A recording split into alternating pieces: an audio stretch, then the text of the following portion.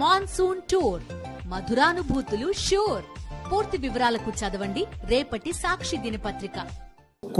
కుట్ర చేశారు మీకు వ్యతిరేకంగా మిమ్మల్ని డిఫేమ్ చేయడానికని మీరు ప్రధానమంత్రి గారికి లెటర్ రాశారు.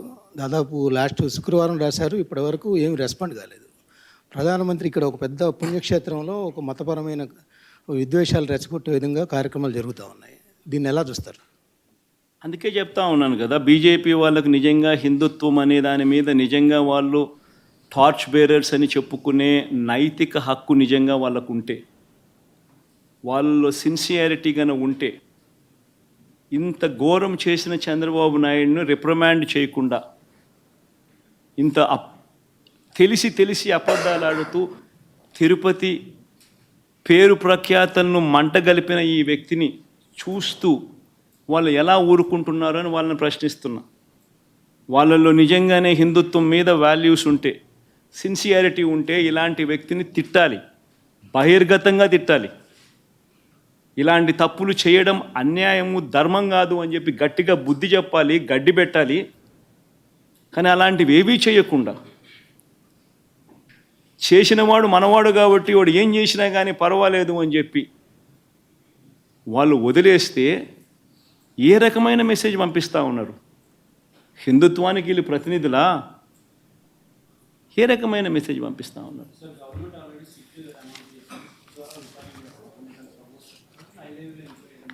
ఇంతకుముందే చెప్పే కదా దుర్గా, అసలు సిట్ అనేది ఏమిటి? కళ్ళు ఎదుటే కనిపిస్తూ ఉన్నాయి సాక్ష్యాలు, ఆధారాలు. ఆయనే తప్పు చేస్తాడు, ఆయన చేతుల్లో ఉన్న అధికారులతో సిట్టేస్తాడు. అది ఏ రకంగా ఆ సిట్టు వల్ల న్యాయం జరుగుతుంది?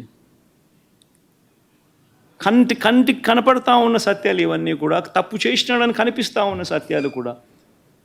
ఇవన్నీ నేను చెప్పినటువన్నీ కూడా వాళ్ళ ఈవో ఇచ్చిన స్టేట్మెంట్లు కానీ, వాళ్ళ ఈవో ఇచ్చిన వాళ్ళ రిపోర్టు కానీ, ఇవన్నీ ఏంటివి? కళ్ళ ఎదుటే కనిపిస్తూ ఉన్న సాక్ష్యాలు. ఇంకా సిట్ ఏంది, ఇంకోటి ఏంది, మన్నేంది? కంటికి కనపడటం లేదా? చంద్రబాబు నాయుడు అబద్ధం అన్నట్టు, చంద్రబాబు నాయుడు అన్యాయం చేసినట్టు. చంద్రబాబు నాయుడుకి ఇప్పుడు జరగాల్సింది ఏమిటి అని అంటే, ఇలాంటి ఘోరమైన తప్పులు చేయకుండా తిట్టుబడాలి. మతాన్ని, దేవుడిని రాజకీయాల్లోకి తీసుకొని రాకూడదు అన్న బుద్ధి జ్ఞానం చంద్రబాబు నాయుడుకు పడాలి. అది సుప్రీంకోర్టుల దగ్గర నుంచి పడాలి, ప్రధానమంత్రుల దగ్గర నుంచి పడాలి.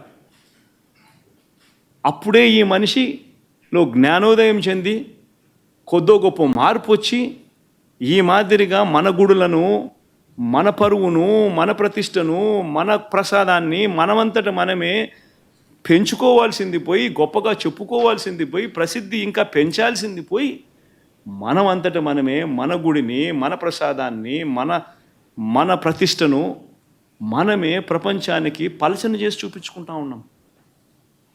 ఇదెక్కడ హిందుత్వం అండి? ఇదెక్కడ హిందూయిజం అండి?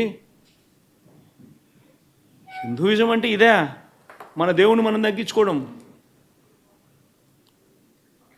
మనమంతకు మనమే మన లడ్డూ గురించి తప్పుడు ప్రచారాలు మనం చేయడం, రాజకీయ లబ్ధి కోసం మనమే అబద్ధాలు ఆడడం. ఇదెక్కడ హిందూయిజం అండి?